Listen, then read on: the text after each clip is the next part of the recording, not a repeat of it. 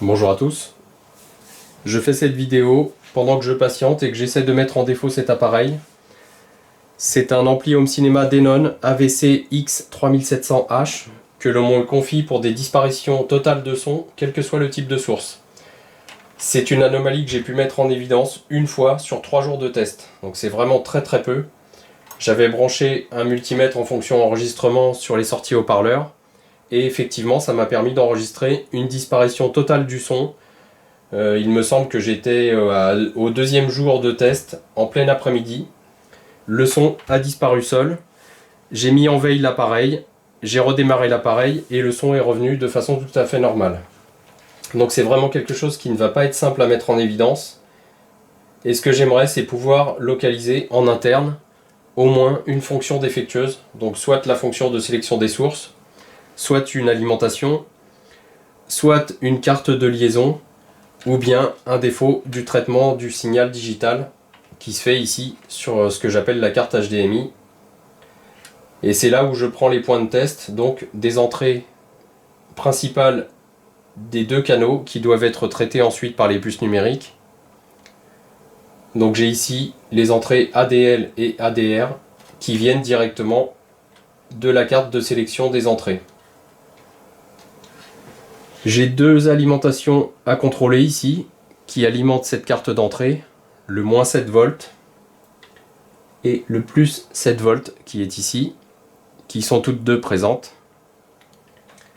Et j'ai également une alimentation pour les fonctions analogiques de 5 volts et une qui est repérée DA plus 3.3. Alors je ne connais pas trop l'utilité de cette alimentation pour le moment. Je vérifierai cela après si c'est elle qui disparaît. Donc ça ne semble pas être le cas car c'est vraiment une alimentation de très bonne qualité, mesurée par l'oscilloscope à 3 volts 3 pile. Donc là c'est vraiment excellent. On n'a pas d'ondulation, on n'a rien de tout ça, il n'y a pas de bruit. Donc c'est vraiment un défaut qui va être très difficile à mettre en évidence avant même de parler de corriger cette panne. Donc ce que j'aimerais, c'est qu'elle soit assez facilement reproductible, et ce qui ne semble absolument pas être le cas, puisque vous le voyez pour l'instant sur ce petit essai vidéo, le son est présent absolument partout dans l'appareil. Voilà, donc cette vidéo pour vous montrer que c'est pas toujours simple, et malheureusement quelquefois on a des pannes qui sont extrêmement difficiles à localiser. Mais là je fais entièrement confiance au client puisque j'ai pu moi-même mettre en évidence l'absence de son par un enregistrement avec un multimètre en fonction d'enregistrement sur les sorties haut-parleurs.